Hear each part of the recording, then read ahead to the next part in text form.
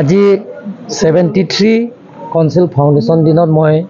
কাৰ্বি আংলঙৰ সকলো জাতি জনগোষ্ঠীত সকলো দল সংগঠনত মই নিমন্ত্ৰণ কৰিছোঁ আৰু সকলো দল সংগঠন আহিছে আৰু যিবিলাকৰ কাৰ্বি আংলং অটোনমাস কাউন্সিলত ex CM EM MLA ex MP ex MC তেখেতসকলক আমি নিমন্ত্ৰণ কৰিছোঁ সকলোৱে আজি অংশগ্ৰহণ কৰিছে গতিকে আজি আপোনালোকে জানে সেই অডিটৰিয়াম হলটো নৰ্থ ইষ্টৰ ভিতৰত আটাইতকৈ ডাঙৰ অডিটৰিয়াম হল বৰ্তমানলৈকে 3000 কেপাচিটি আজি 3000টো ইয়াত নোজোৰা হৈ গৈছে তথাপিও মানুহবিলাক আহিছে তাৰ কাৰণে মই কাৰ্বি আংলং ৰাইজলৈ মই ধন্যবাদ দিছোঁ দল সংগঠনত তেখেতসকলক ধন্যবাদ দিছোঁ আৰু x CM x MP x MLA x EM CM তেখেতসকলক ধন্যবাদ দিছোঁ যে কাৰ্বি আংলঙত স্থায়ী শান্তি হৈ যে পৰিৱৰ্তনৰ স্বাৰ্থত সকলো জাতি জনগোষ্ঠীৰ লগত কোনো সংঘাত নোহোৱাকৈ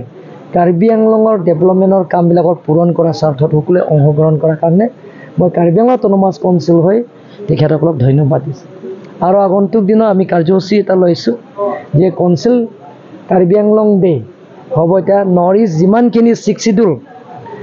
কাউন্সিল থাকিব 6 শিডিউল অটোনমাস কাউন্সিল আছে তেখেতসকলক নিমন্ত্ৰণ কৰিম তাৰপিছত কালচাৰেল এক্সচেঞ্জ সেইটো আমি ইয়াত পাতিম তাৰালাংছতে সেইটো নৱেম্বৰ মাহতে হ'ব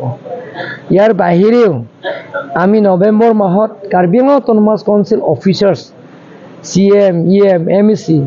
MLA MP লগত লৈ প্ৰত্যেক MEC সমষ্টিত প্ৰত্যেক গাঁৱত যাবৰ কাৰণে আমি চেষ্টা কৰিম আৰু ৰাইজৰ ওচৰত আমি গৈ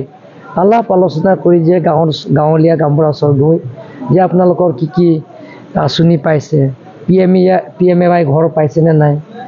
অৰুণোদয় পাইছেনে নাই বিনামূলীয়া ৰেচন কাৰ্ড পাইছেনে নাই বিনামূলীয়া আপোনালোকে ট্ৰিটমেণ্টৰ কাৰণে আয়ুষ্মান ভাৰত কাৰ্ড পাইছেনে নাই সেই গোটেইখিনি বিতংভাৱে আলোচনা কৰিবৰ কাৰণে আমি জুলাই মাহত আমি সিদ্ধান্ত লৈছোঁ হ'ব।